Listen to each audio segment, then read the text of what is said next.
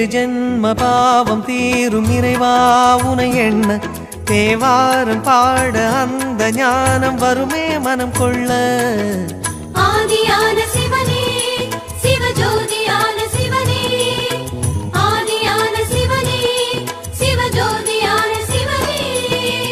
ஏழு ஜென்ம பாவம் தீரும் இறைவா உனை எண்ண தேவாரம் பாட அந்த ஞானம் வருமே மனம் கொள்ள.